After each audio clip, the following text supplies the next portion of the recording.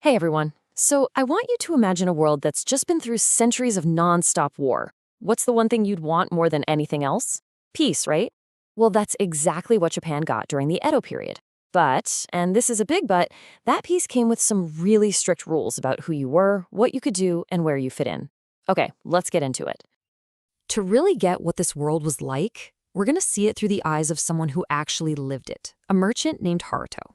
He's our guide, born right in the middle of this incredible time, and he's going to show us his world from the inside out.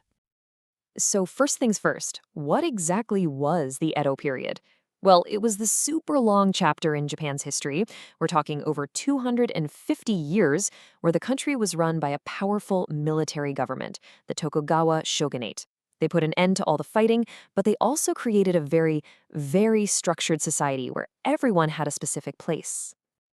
All right, here's our game plan. We're going to follow Haruto on his journey. First, we'll step into his world. Then, we're going to climb the social ladder he was born on. We'll even walk the busy streets of Edo City with him. And finally, we'll try to figure out the puzzle of how this society full of rules and contradictions held together for so long. So, after all that conflict, the new leaders, the shoguns, wanted one thing: to make sure Japan stayed peaceful. And their big idea to do that was order. They drew these really firm lines between different groups of people, creating a system they thought would keep everybody in their lane and keep things harmonious. And you can think of this system like a ladder with 4 main steps. Now, here's the most important part. You were pretty much born on one step, and that's where you stayed your entire life. Trying to climb up? Almost impossible. So let's look at this ladder. At the very top, you had the samurai, the rulers, the warriors.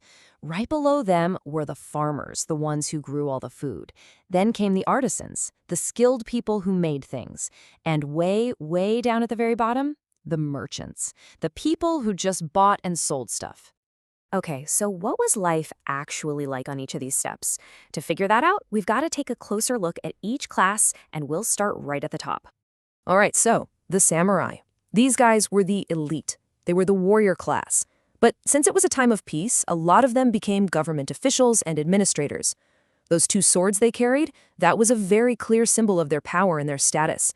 They didn't really work for money like we do. Instead, they got paid in stipends, basically an allowance, from their feudal lords, the daimyo. And the thing that guided every samurai was something called bushido. This wasn't just a rule book for fighting. No, it was a whole way of life. It was a strict moral code of honor, loyalty, and discipline that shaped pretty much everything they did. Okay, next step down the ladder, the farmers.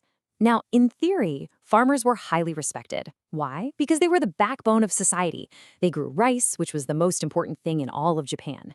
But in reality, their lives were incredibly hard. They worked all day, every day, and a huge chunk of what they grew was taken away as taxes. And you really have to understand this. Rice wasn't just food. Rice was the economy. Farmers paid their taxes with rice. The samurai got their salary in rice. In Edo, Japan, rice was literally money. Below the farmers, you had the artisans. These were the skilled craftspeople. Remember our guide Haruto? Well, he had a friend named Akiko whose family made these gorgeous lacquerware bowls. People like her family were really admired for their incredible skills, but they usually didn't get rich from it. Their reward was the pride they took in making amazing things. And that brings us to the final step, the very bottom of the social ladder. This is where our guide Haruto and his family lived. They were the merchants, and they were seen as the least honorable class because they didn't really make or grow anything themselves. But this is where the story gets really, really interesting. This quote from Haruto's father tells you everything you need to know about the big contradiction of Edo society. The merchants, yeah, they had the lowest social status, but they controlled something that was incredibly powerful: the money. They were the ones handling all the goods and all the cash. So just look at this comparison. It's a tale of 2 classes. On one hand, you have the samurai, high status, political power, but they lived on fixed payments and were often struggling for cash. On the other hand, you have the merchants, low status, but they had the economic power and were quietly getting very, very rich. It's a total paradox, isn't it? So where did all these people, samurai, farmers, artisans, merchants, where did they all actually meet and mix? Well, they all came together in the massive, bustling capital city of Edo, which you probably know today as Tokyo. And when I say massive, I mean it. By the 1720s, there were over 1 million people living in Edo.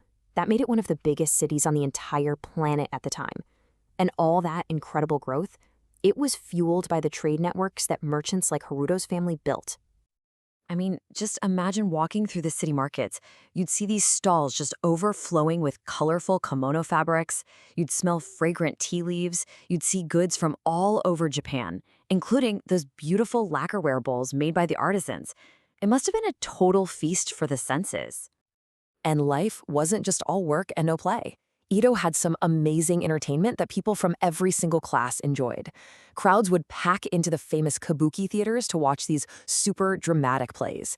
And you know who was often funding all these arts? The wealthy merchants, who became these really important cultural patrons from behind the scenes.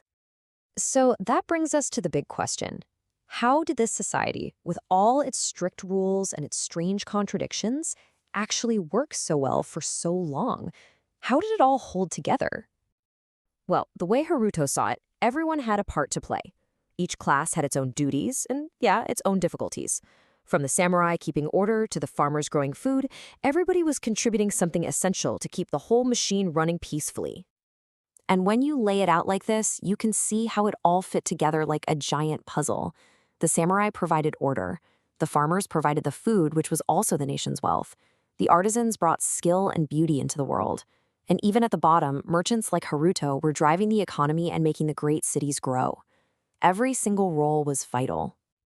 Which brings us right back to our guide, Haruto. Even though he was born into the lowest official rank, he got it. He understood the value of his family's work. He felt proud, knowing that merchants like him were a crucial, if officially unappreciated, part of Japan's success story. So, in the end, the story of Edo, Japan is really about a trade-off.